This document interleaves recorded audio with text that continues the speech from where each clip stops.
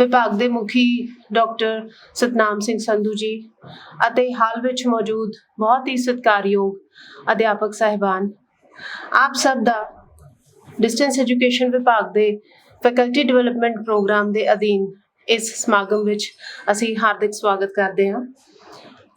विभाग के मुखी डॉक्टर सतनाम सिंह संधू होना की अगवाई हेठ साडा विभाग लगातार अकादमिक पैड़ां जिहड़ियां है वो डूंघियां कर रहा है ते साडी लगातार कोशिश है कि असीं अपने अध्यापकां सारे विभाग के अध्यापक साहिबानां लई लगातार कोई ना कोई वैबीनार, कोई ना कोई सैमीनार या वर्कशॉप या फिर अज की तरह कोई स्पैशल लैक्चर जो भी महत्वपूर्ण अकादमिक या समाजिक मुद्दे ने उन्हां दे उपर लगातार करते रहिए। सो इसे लड़ी दे विच अज असी इस चौथे समागम दे विच डॉक्टर बलबीर सिंह संधू होरां दा हार्दिक स्वागत करते हैं, जिन्हां ने अपने टाइट शेड्यूल दे विचों साडे विभाग लई समां कढिया।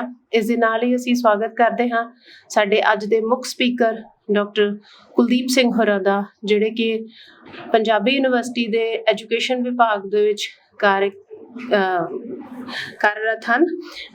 इन्हां दा स्वागत करते हैं। असीं जो बहुत सारे मुद्दे चाहे वो समाजिक होण, चाहे अकादमिक होण या चाहे इवन पोलिटिकल होण, सर दियां बहुत ही बोल्ड स्टेटमेंट्स, बहुत ही सिंपल स्टेटमेंट्स एंड बहुत ही खोज भरपूर जिहड़े इन्हां दे अकादमिक एनालिसिस हुंदे ने वो वख-वख अखबारां दे विच, किताबां दे राहीं या जर्नल दे राहीं साडे सामने आउंदे ने। असीं वडभागे हाँ कि अज डॉक्टर साहब ने साडा सद्दा कबूल कीता ते साडे नाल अज बेहद इंपॉर्टेंट मुद्दे दे उत्ते कि यूनिवर्सिटी दे पासार की हैं, यूनिवर्सिटी बहुपरती ज्ञान सानू किस तरीके नाल दिंदी है ते यूनिवर्सिटी दा कॉन्सैप्ट इन फैक्ट की है, उस मुद्दे दे उत्ते गलबात करन लई अज डॉक्टर साहब साडे नाल मौजूद ने। डॉक्टर कुलदीप सिंह होना ने हुण तक तकरीबन 10 तो 12 PhDs जिहड़ियां ने वो करवा चुके ने। 15 तो 16 दे तकरीबन MPhil दे स्टूडेंट्स आपने निगरानी हेठ काम कर चुके ने।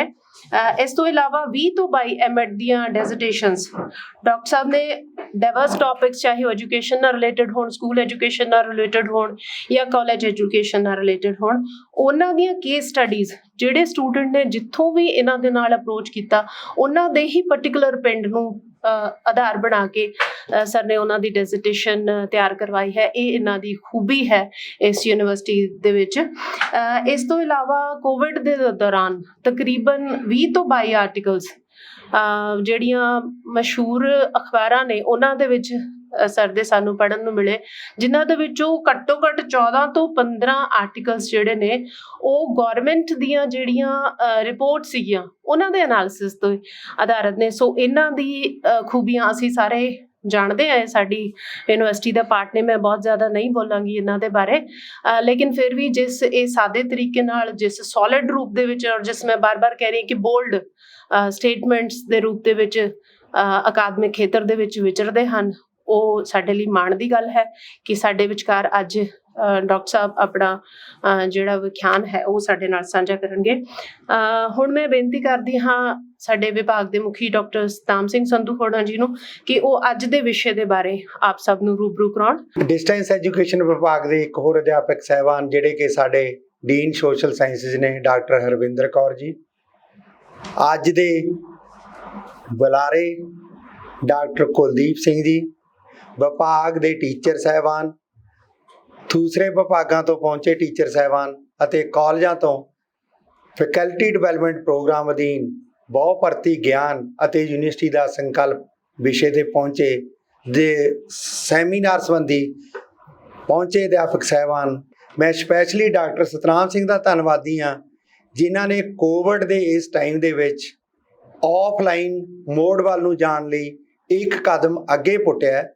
नो डाउट कि साडी यूनिवर्सिटी ने 2 हफ्ते पहला तो ही साइंस के विषयों में या ह्यूमैनिटीज़ के उन्होंने विषयों में जिथे प्रैक्टिकल क्लासां होंदियां ने ऑफलाइन असी को पढ़ाई शुरू कर दी है। तो डॉक्टर सतनाम संधू जी ने कि एक साडे टीचर साहिबान दे नाल एक किस्म का ऑफलाइन कोर्स शुरू किया है।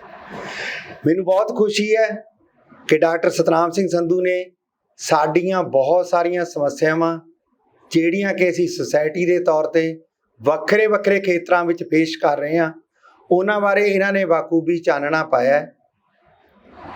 ਡਾਕਟਰ ਸਤਨਾਮ ਸਿੰਘ ਸੰਧੂ ਨੇ ਜੋ ਪੁਆਇੰਟ ਡਿਸਕਸ਼ਨ ਕੀਤੇ ਨੇ, ਉਹਨਾਂ ਦੇ ਵਿੱਚੋਂ ਜ਼ਿਆਦਾਤਰ ਨੂੰ ਅਸੀਂ ਪਹਿਲਾਂ ਹੀ ਯੂਨੀਵਰਸਿਟੀ ਲੈਵਲ ਤੇ ਵਿਚਾਰ ਰਹੇ ਹਾਂ। ਉਸੇ ਲੜੀ ਦੇ ਸਦਕਾ ਹੀ ਸਾਡੇ ਕੋਲੇ ਯੂਨੀਵਰਸਿਟੀ ਦੇ ਵਿੱਚ ਅਸੀਂ ਇੱਕ ਨਵੀਂ ਪਾਲਿਸੀ ਦੇ ਤਹਿਤ ਇਸ ਅਕਾਦਮਿਕ ਸੈਸ਼ਨ ਤੋਂ ਵਰਕ ਕਰਨ ਜਾ ਰਹੇ ਹਾਂ। ਉਸ ਪਾਲਿਸੀ ਦਾ ਜੋ ਸੰਕਲਪ ਸੀ, ਉਹ ਸਿਰਫ ਮੈਂ ਡਾਕਟਰ ਕੁਲਦੀਪ ਸਿੰਘ ਦੇ ਨਾਲ ਇੱਕ ਵਾਰੀ ਕਾਰ ਦੇ ਵਿੱਚ ਟਰੈਵਲ ਕਰਦੇ ਹੋਏ, ਇਹਨਾਂ ਨਾਲ ਮੈਂ ਕੋਈ ਇੰਟਰੈਕਸ਼ਨ ਨਹੀਂ ਕੀਤੀ। ਇਹ ਤੇ ਡਾਕਟਰ ਜਸਰਾਜ ਕੌਰ, ਮੈਂ ਤਿੰਨੇ ਜਣੇ ਅਸੀਂ ਟਰੈਵਲ ਕਰ ਰਹੇ ਸੀ ਕਾਰ 'ਚ। ਇਹ ਆਪਸ 'ਚ ਉਸ ਨਿਊ ਐਜੂਕੇਸ਼ਨ ਪਾਲਿਸੀ ਡਿਸਕਸ਼ਨ ਕਰ ਰਹੇ ਸੀਗੇ ਤੇ ਇਹ ਦੱਸ ਰਹੇ ਸੀਗੇ ਕਿ ਕਿਸੇ ਟਾਈਮ ਤੇ ਨਿਊ ਐਜੂਕੇਸ਼ਨ ਪਾਲਿਸੀ ਦੇ ਵਿੱਚ 1 ਸਾਲ ਦੀ ਪੋਸਟ ਗ੍ਰੈਜੂਏਸ਼ਨ ਹੋ ਜਾਣੀ ਹੈ ਤੇ ਸਾਡੀ ਗ੍ਰੈਜੂਏਸ਼ਨ 4 ਸਾਲ ਦੀ ਹੋ ਜਾਣੀ ਹੈ, 1 ਸਾਲ ਦੀ ਸਾਡੀ ਪੋਸਟ ਗ੍ਰੈਜੂਏਸ਼ਨ ਹੋ ਜਾਣੀ ਹੈ। ਮੈਂ ਇੱਕੋ ਹੀ ਪ੍ਰੋਸੀਜਰ ਫਾਲੋ ਕਰਦੇ ਹੋਏ to become a keen observer don't disturb to others, ਉਸ ਪਾਲਿਸੀ ਦੇ ਤਹਿਤ ਮੈਂ ਇਹਨਾਂ ਦਾ 1 ਘੰਟੇ ਦੇ ਵਿੱਚ ਦੋਨਾਂ ਦੀ ਪੂਰੀ ਡਿਸਕਸ਼ਨ ਸੁਣੀ ਤੇ ਮੈਨੂੰ ਆਪ ਨੂੰ ਇਹ ਰਿਅਲਾਈਜ਼ ਹੋਇਆ ਕਿ ਜੇ ਇਹ ਪਾਲਿਸੀ ਲਾਗੂ ਹੋ ਜਾਂਦੀ ਹੈ, ਸਾਡੀ ਯੂਨੀਵਰਸਿਟੀ ਜਿਹੜੀ ਕਿ ਪੀਜੀ ਡਿਪਾਰਟਮੈਂਟਾਂ ਦੇ ਉੱਤੇ ਹੀ ਕੰਮ ਕਰਦੀ ਹੈ, ਸਾਡਾ ਸਾਰਾ ਫੋਕਸ ਜ਼ਿਆਦਾਤਰ ਇੰਜੀਨੀਅਰਿੰਗ ਦੇ ਕੁਝ ਕੋਰਸਿਸ ਜਾਂ ਮੈਨੇਜਮੈਂਟ ਦੇ ਕੁਝ ਕੋਰਸਿਸ ਨੂੰ ਛੱਡ ਕੇ ਅਸੀਂ ਜ਼ਿਆਦਾਤਰ ਪੀਜੀ ਕੋਰਸਾਂ ਤੇ ਉੱਤੇ ਹੀ ਕਨਸੈਂਟਰੇਟ ਕੀਤਾ ਹੋਇਆ ਹੈ। ਜੇ ਇਹ ਪਾਲਿਸੀ ਕਿਤੇ ਲਾਗੂ ਹੋ ਗਈ ਤਾਂ ਉਸ ਵੇਲੇ ਸਾਡੇ ਕੋਲੇ ਕੀ ਹੋਏਗਾ ਕਿ ਸਾਡੀ ਯੂਨੀਵਰਸਿਟੀ ਬਿਲਕੁਲ ਕਲੈਪਸ ਹੋ ਜਾਏਗੀ। ਮੈਂ ਉਸ ਦਿਨ ਤੋਂ 2 ਸਾਲ ਪਹਿਲਾਂ ਦੀ ਉਹ ਗੱਲ ਹੈ, ਮੈਂ ਆਪਣੇ ਮਾਈਂਡ 'ਚ ਰੱਖਿਆ ਕਿ ਜਦੋਂ ਵੀ ਮੈਨੂੰ ਕਿਤੇ ਓਪਰਚੁਨਿਟੀ ਮਿਲੀ, ਮੈਂ ਇਹ ਪ੍ਰੋਬਲਮ ਨੂੰ ਹਾਈਲਾਈਟ ਕਰਾਂਗਾ ਵੀ ਨਿਊ ਐਜੂਕੇਸ਼ਨ ਪਾਲਿਸੀ ਦੇ ਵਿੱਚ ਆ ਕੁਝ ਆ ਰਿਹਾ ਹੈ ਤੇ ਉਸ ਪਾਲਿਸੀ ਦੇ ਤਹਿਤ ਅਸੀਂ ਕਿਉਂ ਨਾ ਸ਼ੁਰੂ ਤੋਂ ਹੀ ਆਪਣੇ ਕੋਰਸਾਂ ਨੂੰ ਇੱਦਾਂ ਦੀ ਡਾਇਰੈਕਸ਼ਨ ਦਈਏ ਜਿੱਥੋਂ ਸਾਨੂੰ ਇਹ ਲੱਗੇ ਕਿ ਨਹੀਂ, ਯੂਨੀਵਰਸਿਟੀ ਆ ਜਿਹੜੀ ਉਹ ਇਕੱਲੇ ਪੋਸਟ ਗ੍ਰੈਜੂਏਟ ਕੋਰਸਾਂ ਲਈ ਨਹੀਂ ਹੁੰਦੀ, ਉਹ BS ਤੇ MS ਦੋਨਾਂ ਕੋਰਸਾਂ ਦਾ ਇੱਕ ਕੰਬੀਨੇਸ਼ਨ ਹੈ। ਉਸੇ ਕੋਰਸ ਦੀ ਮੀਟਿੰਗ ਜਿਹੜੀ ਕਿ ਅੱਜ ਸਾਡੀ ਫਾਈਨਲ ਮੀਟਿੰਗ ਸੀ, ਉਹਨੂੰ 10 ਵਜੇ ਉਹ ਮੀਟਿੰਗ ਸ਼ੁਰੂ ਹੋਈ। ਵਾਈਸ ਚਾਂਸਲਰ ਸਾਹਿਬ ਤੋਂ ਮੈਂ ਅੱਧੇ ਘੰਟੇ ਦਾ ਟਾਈਮ ਲੈ ਕੇ ਮੈਂ ਕਿਹਾ 10:30 ਤੋਂ 11 ਵਜੇ ਤੱਕ ਦਾ ਮੈਨੂੰ ਇੱਕ ਬ੍ਰੇਕ ਦੇ ਦਿਓ ਤੇ ਬਾਕੀ ਦਾ ਮੈਂ 11 ਵਜੇ ਤੋਂ ਲੈ ਕੇ 1 ਵਜੇ ਤੱਕ ਇਹ ਸਾਰੀ ਪਾਲਿਸੀ ਨੂੰ ਪੂਰਾ ਕਰਾ ਦਿਆਂਗਾ। ਮੈਨੂੰ ਇੱਥੇ ਆ ਕੇ ਹੋਰ ਬਹੁਤ ਖੁਸ਼ੀ ਮਹਿਸੂਸ ਹੋਈ ਕਿ ਜਦੋਂ ਡਾਕਟਰ ਸਤਨਾਮ ਸਿੰਘ ਸੰਧੂ ਜੀ ਹੋਰਾਂ ਨੇ ਕਿਹਾ ਕਿ ਉੱਥੇ ਤਾਂ ਯੂਨੀਵਰਸਿਟੀ ਲੈਵਲ ਤੇ ਤਾਂ ਤੁਸੀਂ ਇਹ ਪਾਲਿਸੀ ਅਡਾਪਟ ਕਰ ਲਈ ਹੈ, ਜਿਹਨੂੰ 3+2 ਜਾਂ 4+1 ਇੱਕੋ ਹੀ ਲੈਟਰ ਦੇ ਵਿੱਚ ਅਸੀਂ ਕਰ ਸਕਦੇ ਹਾਂ, ਪਰ ਸਾਡਾ ਵਿਭਾਗ ਹੈ ਜਿਹੜਾ ਇਹਦੇ ਵਿੱਚ ਭਾਸ਼ਾਵਾਂ ਨੂੰ ਤੇ ਸੋਸ਼ਲ ਸਾਇੰਸਿਸ ਦੇ ਵਿਸ਼ਿਆਂ ਨੂੰ ਉਸ ਫੈਕਲਟੀ ਦੇ ਵਿੱਚ ਮਰਜ ਕਰ ਲੈਣਾ ਚਾਹੀਦਾ ਹੈ। ਮੈਨੂੰ ਇਹਨਾਂ ਦਾ ਆਈਡੀਆ ਬਹੁਤ ਵਧੀਆ ਲੱਗਿਆ। ਮੈਂ ਇਮੀਡੀਏਟਲੀ ਉਸੇ ਵੇਲੇ ਆਪਣੇ ਮਾਈਂਡ ਦੇ ਵਿੱਚ ਬਣਾ ਲਿਆ ਕਿ ਇਹ ਵੀ ਅੱਜ ਨਾਲ ਹੀ ਲਾਗੂ ਕਰਨਾ ਹੈ। ਡਾਕਟਰ ਸਤਨਾਮ ਸੰਧੂ ਹੋਏ ਜਾਂ ਮੈਡਮ ਹਰਵਿੰਦਰ ਕੌਰ ਹੋਏ, ਇਹਨਾਂ ਤੋਂ ਜਿੰਨੀ ਮੈਨੂੰ ਸਪੋਰਟ ਮਿਲਦੀ ਹੈ ਮੈਂ ਕਦੇ ਸੋਚਿਆ ਵੀ ਨਹੀਂ ਹੁੰਦਾ। ਮੈਂ ਇਹ ਸੋਚਦਾ ਨਾ ਵੀ ਇਹ ਡਿਸਟੈਂਸ ਐਜੂਕੇਸ਼ਨ ਦੇ ਟੀਚਰ ਨੇ ਤੇ ਹੁਣ ਮੈਂ ਇਹਨਾਂ ਨੂੰ 3:30 ਵਜੇ ਜੇ ਕੋਈ ਮੀਟਿੰਗ ਦੇ ਲਈ ਕਾਲ ਕਰਾਂ ਤੇ ਮੇਰੇ ਲਈ ਮਤਲਬ ਕਿ ਬਹੁਤ ਔਖੀ ਗੱਲ ਹੈ ਵੀ ਸ਼ਾਇਦ ਇਹ ਆਪਣੇ ਘਰ ਜਾ ਚੁੱਕੇ ਹੋਣਗੇ, ਪਰ ਇਹ ਸਾਨੂੰ ਉਸੇ ਵੇਲੇ ਕਹਿੰਦੇ ਨਹੀਂ ਵੀ ਤੁਸੀਂ 6 ਵਜੇ ਵੀ ਮੀਟਿੰਗ ਰੱਖ ਲਓ ਤਾਂ ਵੀ ਅਸੀਂ ਤੁਹਾਡੇ ਕੋਲੇ ਤਿਆਰ ਹਾਂ, ਹਰ ਟਾਈਮ ਤੇ ਤਿਆਰ ਹਾਂ।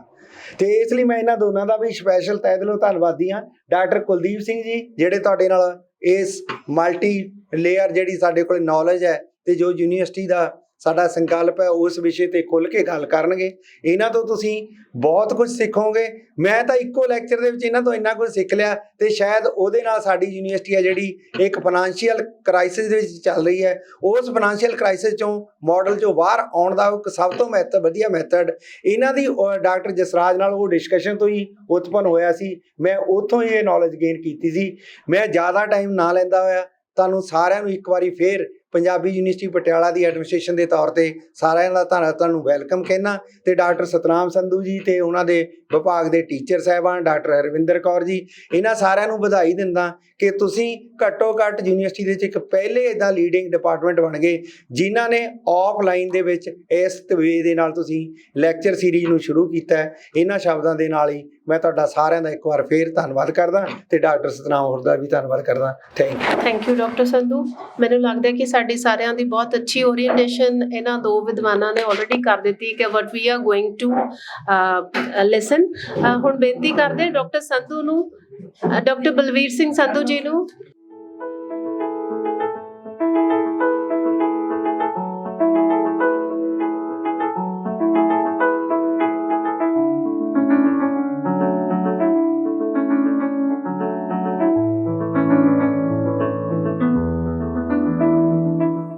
ਮੈਂ ਜਿਵੇਂ ਕਹਿ ਰਹੀ ਸੀ ਕਿ ਸਾਡੀ ਬਹੁਤ ਹੀ ਵਧੀਆ ਓਰੀਐਂਟੇਸ਼ਨ ਆਲਰੇਡੀ ਦੋਨਾਂ ਵਿਦਵਾਨਾਂ ਨੇ ਕਰ ਦਿੱਤੀ ਹੈ ਕਿ now we are minds are ready to absorb ਕਿ ਸਾਨੂੰ ਡਾਕਟਰ ਕੁਲਦੀਪ ਹੋਣਾ ਕੋਲ ਕਿਹੜੀਆਂ ਇਨਸਾਈਟਸ ਮਿਲਣ ਵਾਲੀਆਂ ਨੇ। ਅਸੀਂ ਜਿਵੇਂ ਐਕਸਪੈਕਟ ਕਰ ਰਹੇ ਸੀਗੇ ਕਿ ਬਹੁਤ ਸਾਰੀ information from different channels from different point of views ਸਾਡੇ ਕੋਲ ਤੁਹਾਡੇ ਥਰੂ ਮਿਲੇਗੀ ਐਂਡ ਉਹ ਬਿਲਕੁਲ ਹੀ ਮਿਲੀ ਹੈ। ਰਾਦਰ ਇਨ ਬਿਟਵੀਨ ਮੈਨੂੰ ਫੀਲ ਹੋ ਰਿਹਾ ਸੀਗਾ ਕਿ ਇੰਨੀਆਂ ਚੀਜ਼ਾਂ ਸ਼ਾਇਦ ਅਸੀਂ ਅਸਿਮੀਲੇਟ ਨਹੀਂ ਕਰ ਪਾਵਾਂਗੇ in a single dose. So definitely sir ਅਸੀਂ ਟਰਾਈ ਕਰਾਂਗੇ ਕਿ ਅੱਗੋਂ ਤੋਂ ਵੀ ਤੁਹਾਨੂੰ ਕਦੀ ਨਾ ਕਦੀ ਕਿਸੇ ਹੋਰ ਮੁੱਦੇ ਲਈ ਆਪਣੇ ਵਿਭਾਗ ਦੇ ਵਿੱਚ ਬੁਲਾਈਏ। ਦੂਸਰੀ ਗੱਲ ਇਹ ਕਿ ਜੋ ਮੈਨੂੰ ਤੁਹਾਡੀਆਂ ਗੱਲਾਂ ਦੇ ਵਿੱਚੋਂ ਹੋਇਆ ਕਿ ਯੂਨੀਵਰਸਿਟੀ ਦਾ ਜਿਹੜਾ ਪਰਪਸ ਹੈ, ਯੂਨੀਵਰਸਿਟੀ ਦਾ ਜਿਹੜਾ ਮੰਤਵ ਹੈ, this is to empower us to read, to understand and to articulate, ਹੈ ਨਾ, ਕਿ ਅਸੀਂ particularly ਕਿਸੇ ਇੱਕ ਮੁੱਦੇ ਤੇ ਅਸੀਂ assimilation ਦਾ ਇੱਕ ਸੈਂਟਰ, ਇੱਕ ਹੱਬ ਦੀ ਤਰ੍ਹਾਂ ਵਰਕ ਕਰਨਾ ਹੈ। ਲਾਈਕ ਐਜ਼ ਯੂ ਸੈਡ ਕਿ ਸਾਨੂੰ ਯੂਨੀਵਰਸਿਟੀ ਨੂੰ ਐਜ਼ ਅ ਯੂਨੀਵਰਸ ਬਿਹੇਵ ਕਰਨਾ ਹੈ। So this is the very much important message ਕਿ ਜਿਹੜਾ ਤੁਸੀਂ ਸਾਡੇ ਨਾਲ ਸਾਂਝਾ ਕੀਤਾ ਹੈ। ਅਸੀਂ ਆਪਣੇ ਵਿਭਾਗ ਦੇ ਵੱਲੋਂ ਤੁਹਾਡੇ ਬਹੁਤ ਸ਼ੁਕਰਗੁਜ਼ਾਰ ਹਾਂ ਕਿ ਤੁਸੀਂ ਸਾਡੇ ਕੋਲ ਆਏ। ਹੁਣ ਮੈਂ ਬੇਨਤੀ ਕਰਦੀ ਹਾਂ ਡਾਕਟਰ ਹਰਵਿੰਦਰ ਹੋਰਾਂ ਨੂੰ ਜੇ ਉਹ ਆਪਣੇ ਦੋ ਸ਼ਬਦ ਇਸ ਸੈਮੀਨਾਰ ਸੰਬੰਧਿਤ ਸਾਡੇ ਨਾਲ ਸਾਂਝੇ ਕਰਨਾ ਚਾਹੁਣ। ਬਹੁਤ ਹੀ ਅੱਛਾ ਲੱਗਿਆ ਅੱਜ ਡਾਕਟਰ ਸਾਹਿਬ ਦਾ ਲੈਕਚਰ ਸੁਣ ਕੇ। ਫਿਲਾਸਫੀਕਲ ਫਾਊਂਡੇਸ਼ਨਸ ਆਫ ਯੂਨੀਵਰਸਿਟੀ ਆਪਾਂ ਬਹੁਤ ਹੀ ਬਰੀਕੀ ਦੇ ਨਾਲ ਸੁਣੀਆਂ ਔਰ ਪਤਾ ਲੱਗਿਆ ਕਿ ਕਿਸ ਤਰੀਕੇ ਦੇ ਨਾਲ ਜਿਹੜਾ ਹੈਗਾ ਇਹ ਕਨਸੈਪਟ ਡਿਵੈਲਪ ਹੋਈ ਹੈ। ਕਿਉਂਕਿ ਕਈ ਵਾਰੀ ਇਹ ਹੁੰਦਾ ਹੈ ਕਿ ਜਦੋਂ ਆਪਾਂ ਕਿਸੇ ਵੀ ਚੀਜ਼ ਤੇ ਰਿਸਰਚ ਕਰਦੇ ਹਾਂ ਤਾਂ ਉਹਨੂੰ ਆਪਣੇ ਪਰਸਪੈਕਟਿਵ ਦੇ ਨਾਲ ਉਹਨੂੰ ਦੇਖਦੇ ਹਾਂ। ਜਿਸ ਤਰ੍ਹਾਂ ਕਿ ਅਸੀਂ ਜਦੋਂ ਇਕਨੋਮਿਕਸ ਦੇ ਵਿੱਚ ਵੀ ਹਾਇਰ ਐਜੂਕੇਸ਼ਨ ਨੂੰ ਸਟੱਡੀ ਕਰਦੇ ਹਾਂ ਤਾਂ ਅਸੀਂ ਸਟਾਰਟ ਹੀ ਗੱਲ ਡਾਕਟਰ ਸਾਹਿਬ ਇੱਥੋਂ ਕਰਦੇ ਹਾਂ ਕਿ ਹਾਇਰ ਐਜੂਕੇਸ਼ਨ ਦਾ ਇਕਨੋਮਿਕ ਡਿਵੈਲਪਮੈਂਟ ਦੇ ਨਾਲ ਬਹੁਤ ਹੀ ਗੂੜਾ ਸੰਬੰਧ ਹੈ। ਜਦੋਂ ਕਿ ਇਹਦੀ ਫੰਡਿੰਗ ਜਿਹੜੀ ਹੈਗੀ ਹੈ ਉਹ ਡਿਫਰੈਂਟ ਲੈਵਲ ਆਫ ਐਜੂਕੇਸ਼ਨ ਦਾ ਜਿਹੜਾ ਕਿ ਕੰਪਲੈਕਸ ਰਿਲੇਸ਼ਨਸ਼ਿਪ ਹੈ ਉਹਦੇ ਬੇਸਿਸ ਤੇ ਸ਼ੁਰੂਆਤ ਹੋਈ ਸੀ। ਕਿ ਸ਼ੁਰੂ ਦੇ ਵਿੱਚ ਕੀ ਹੁੰਦਾ ਹੈ ਕਿ ਮੋਸਟ ਇੰਪੋਰਟੈਂਟ ਜਿਹੜੀ ਜ਼ਿਆਦਾ ਇੰਪੋਰਟੈਂਸ ਜਿਹੜੀ ਹੈਗੀ ਹੈ that is being given to primary education. ਹੌਲੀ ਹੌਲੀ ਸੈਕੰਡਰੀ ਐਜੂਕੇਸ਼ਨ ਵੱਲ ਆਪਾਂ ਜਾਂਦੇ ਹਾਂ। ਫਿਰ ਕਿਤੇ ਜਾ ਕੇ ਹਾਇਰ ਐਜੂਕੇਸ਼ਨ ਦਾ ਜਿਹੜਾ ਹੈ ਉਹ ਸ਼ੇਅਰ ਡਿਟਰਮਿਨ ਹੁੰਦਾ ਹੈ ਫਰੋਮ ਦਾ ਪਬਲਿਕ ਫੰਡਸ। ਪਰ ਜਦੋਂ ਆਪਾਂ ਡਿਵੈਲਪਡ ਕੰਟਰੀਜ਼ ਨੂੰ ਦੇਖਦੇ ਹਾਂ ਤਾਂ ਉਹ 70ਵੇਂ ਦੇ ਵਿੱਚ ਹੀ ਆਪਦਾ ਜਿਹੜਾ GER ਇਨ ਹਾਇਰ ਐਜੂਕੇਸ਼ਨ ਹੈ 70% ਤੇ ਲੈ ਕੇ ਜਾ ਚੁੱਕੇ ਸੀ ਤੇ ਅਸੀਂ ਹਾਲੇ ਤੱਕ 25, 26, 27, 28 ਤੇ ਬੈਠੇ ਹਾਂ। ਡਿਫਰੈਂਟ ਸਟੇਟਸ ਦੇ ਵਿੱਚ ਵੀ ਕਾਫੀ ਫਰਕ ਹੈ। ਤੇ ਜਿਹੜੀਆਂ ਆਪਾਂ ਤੁਸੀਂ ਡਾਕਟਰ ਸਾਹਿਬ ਗੱਲਾਂ ਕਰ ਰਹੇ ਸੀਗੇ ਭਈ ਆਪਣੀ ਜਿਹੜੀ ਹੈਗੀ ਹੈ ਡਿਫਰੈਂਟ ਬੈਕਗਰਾਊਂਡ ਚੋਂ ਜਾਂ ਰੂਰਲ ਬੈਕਗਰਾਊਂਡ ਤੋਂ ਜਿਹੜੇ ਸਟੂਡੈਂਟਸ ਆਉਂਦੇ ਨੇ ਉਹਦਾ ਰੀਜ਼ਨ ਮਤਲਬ ਕਿਉਂ ਉਹ ਬੈਕਵਰਡ ਏਰੀਆਜ਼ ਤੋਂ ਜਿਹੜੇ ਆਉਣ ਵਾਲੇ ਬੱਚੇ ਹੁੰਦੇ ਨੇ। ਇੱਕ ਤਾਂ ਉਹਨਾਂ ਦਾ ਸ਼ੁਰੂ ਤੋਂ ਹੀ ਆਪਣੇ ਇੱਥੇ ਕਾਸਟ ਸਟ੍ਰੈਟੀਫਿਕੇਸ਼ਨ ਬਹੁਤ ਰਹੀ ਹੈ, ਜੈਂਡਰ ਡਿਸਕ੍ਰਿਮੀਨੇਸ਼ਨ ਬਹੁਤ ਰਹੀ ਹੈ ਤੇ ਲਾਰਜ ਸਕੇਲ ਦੇ ਨਾ ਸਿਰਫ ਹਾਇਰ ਐਜੂਕੇਸ਼ਨ ਦੇ ਵਿੱਚ from the lower level of education also there was wider gender disparity in education as well as social disparity in education। ਤਾਂ ਹੁਣ ਵੀ ਅੱਜ ਕੱਲ੍ਹ ਵੀ ਜੇ ਆਪਾਂ ਦੇਖੀਏ ਤਾਂ social gender disparity higher education 'ਚ ਭਾਵੇਂ ਮੁੱਕ ਗਈ ਹੈ ਪਰ ਜਿਹੜਾ ਬੇਸਿਕ GER ਹੈ that is much lower than developed countries। ਤੇ ਜੇ ਆਪਾਂ ਉਹਨਾਂ ਦੀ ਰੈਂਕਿੰਗ ਦੇਖੀਏ UK USA ਵਗੈਰਾ ਡਿਫਰੈਂਟ ਜਿਹੜੀਆਂ ਏਜੰਸੀਜ਼ ਨੇ ਜਦੋਂ ਆਪਾਂ ਉਹਨਾਂ ਨੂੰ ਦੇਖਦੇ ਹਾਂ ਤਾਂ UK USA ਸਵਿਟਜ਼ਰਲੈਂਡ ਇਹ ਕੰਟਰੀਜ਼ ਆਪਾਂ ਦੇਖਦੇ ਹਾਂ ਟੌਪ ਕੰਟਰੀਜ਼ ਨੇ। 100 ਤੱਕ ਤਾਂ ਉਹਨਾਂ ਦਾ ਹੀ ਨੰਬਰ ਹੈ। ਉਸ ਤੋਂ ਬਾਅਦ ਕਿਤੇ ਆਪਣੀਆਂ IITs IIM ਵਗੈਰਾ ਦਾ ਨੰਬਰ ਆਉਂਦਾ ਹੈ ਤੇ ਆਪਣੀਆਂ ਸਟੇਟਸ ਦੇ ਵਿੱਚੋਂ ਆਪਾਂ ਦੇਖਿਆ ਹੀ ਹੈ ਕਿ ਬਹੁਤ ਘੱਟ ਜਿਹੜੀਆਂ ਯੂਨੀਵਰਸਿਟੀਜ਼ ਨੇ ਉਹ ਉਹਨਾਂ ਐਕ੍ਰੈਡੀਟੇਸ਼ਨਸ ਦੇ ਵਿੱਚ ਆਉਂਦੀਆਂ ਨੇ। ਮਤਲਬ ਉਹਦਾ ਰੀਜ਼ਨ ਕੀ ਹੈ ਕਿ ਉੱਥੇ ਜਿਹੜੀ ਹੈਗੀ ਉਹਨਾਂ ਨੇ ਜਦੋਂ ਵਿਦਡਰਾਅਲ ਕੀਤੀ ਸਟੇਟ ਸਪੋਰਟ ਅੰਡਰ ਦੀ ਨਿਊ ਲਿਬਰਲ ਪਾਲਿਸੀ, ਜਿੱਦਾਂ ਡਾਕਟਰ ਸਾਹਿਬ ਗੱਲ ਕਰ ਰਹੇ ਸੀਗੇ ਕਿ ਆਪਾਂ 90s ਤੋਂ ਭਾਵੇਂ ਮੰਨਦੇ ਹਾਂ ਪਰ ਅਸਲ ਦੇ ਵਿੱਚ 70s ਦੇ ਵਿੱਚ ਹੀ ਸਟਾਰਟ ਹੋ ਗਈ ਸੀ। ਬਿਲਕੁਲ ਦਰੁਸਤ ਡਾਕਟਰ ਸਾਹਿਬ ਕਹਿ ਰਹੇ ਸੀਗੇ ਕਿ ਪਰ ਆਪਾਂ 90s ਦੇ ਵਿੱਚ ਉਹਨਾਂ ਨੂੰ ਫੋਲੋ ਕਰਦਿਆਂ ਹੋਏ ਅਡਾਪਟ ਕਰ ਲਈ। ਪਰ ਉਹਨਾਂ ਨੇ ਕੀ ਕੀਤਾ, what they did in their countries, all the developed countries, they withdrew support, but at the same time they increased direct student public support. That means they provided more funds directly to the students, more subsidized higher education, as well as more scholarships, as well as more loans to the higher education students।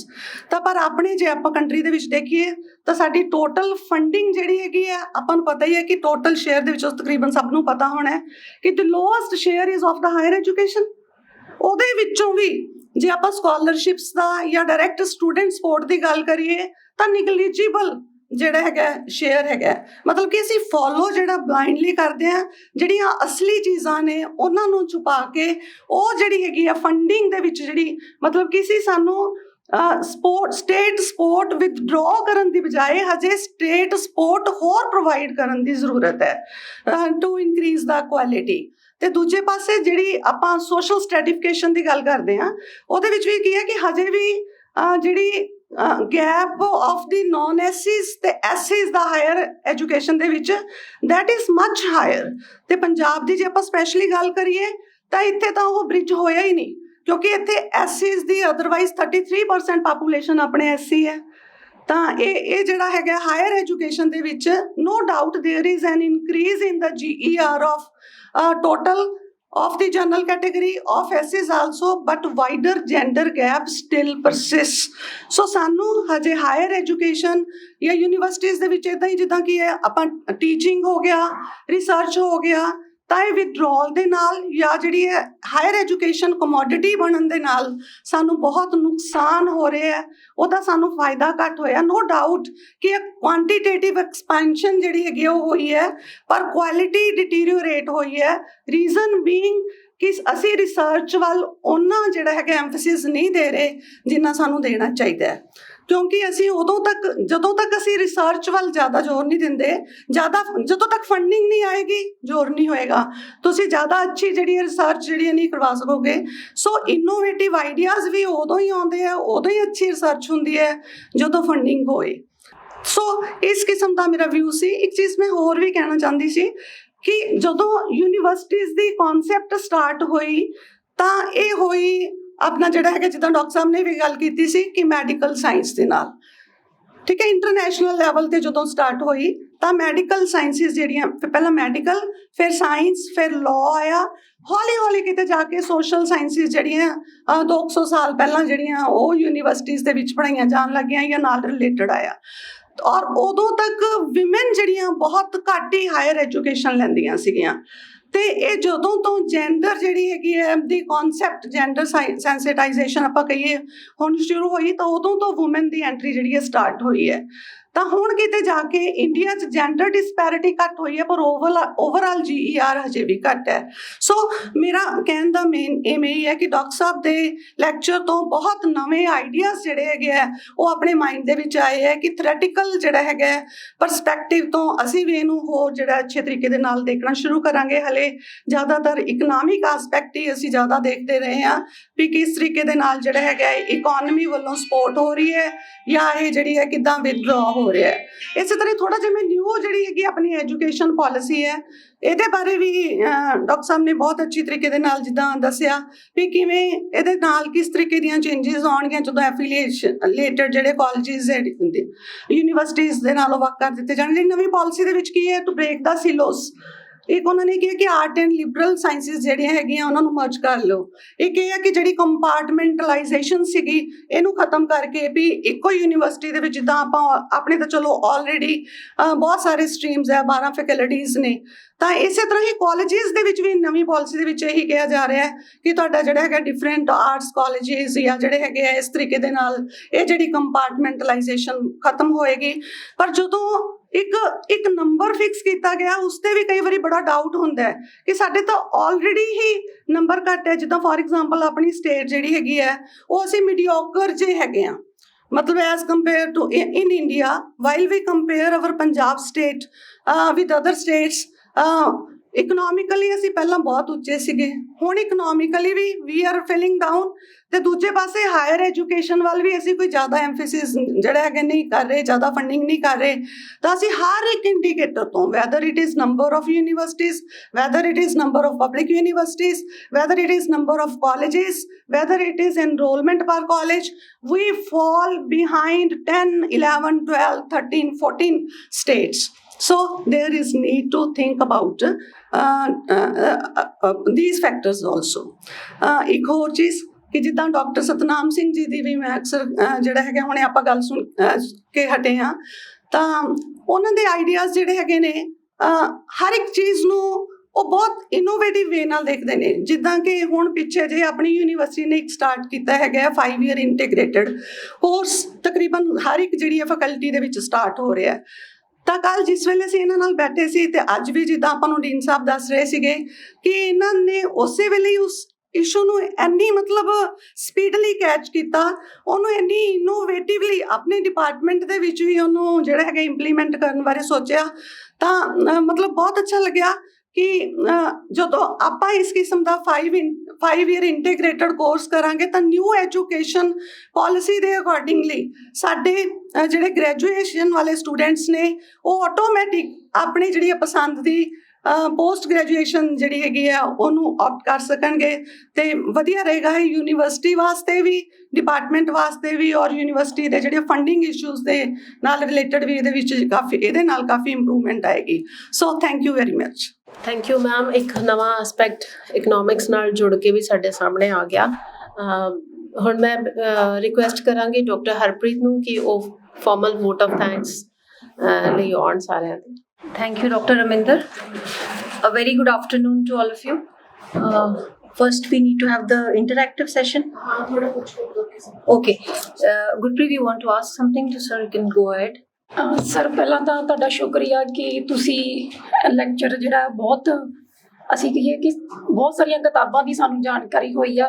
ਤੇ ਰਮਿੰਦਰ ਕਹਿ ਰਹੇ ਸੀ ਕਿ ਅਸੀਂ ਇੱਕ dose 'ਚ ਇਹਨੂੰ ਪੂਰਾ ਨਹੀਂ ਕਰ ਸਕਦੇ, ਅਸੀਂ 84 ਦਿਨਾਂ ਬਾਅਦ ਦੂਜੀ ਡੋਜ਼ ਲਵਾਂਗੇ ਇਹਦੀ। ਅਸੀਂ ਆਪਦੇ ਹੈਡ ਸਾਹਿਬ ਕੋਲ ਕਹਾਂਗੇ ਕਿ 84 ਦਿਨਾਂ ਬਾਅਦ ਇਹਨਾਂ ਨੂੰ।